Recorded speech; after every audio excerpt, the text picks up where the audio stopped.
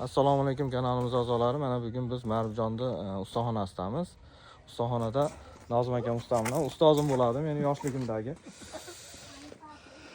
Bir paytlar shu temirga qiziqib yurgan paytlarimizda ustozlik qilgan, lekin juda tan olmagan shogirdlardanman men. Meni farzandlarim o'zi shogird deydi mana. O'zi ish qilib yuribdi. Meni ash paytda pata berib chiqarib yuborgan. Nima deysiz bu? Boshqa sohalarga o'tib ketib. Mana hozir mana zil tiklashyapti ekan. Zilni noldan Ma'rifjon boshliq tiklashi mana. Hamma zapchaslari bor. Zil bo'yicha zilni borti, yukxonasi, kabinkasi, xizmatlar bo'lsa, nomerini qoldirib qo'yamiz sayiga.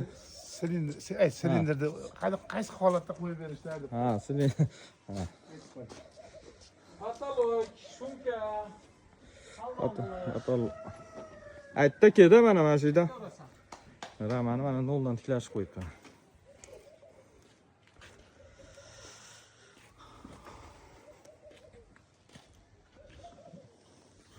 O'zini kabinkasi.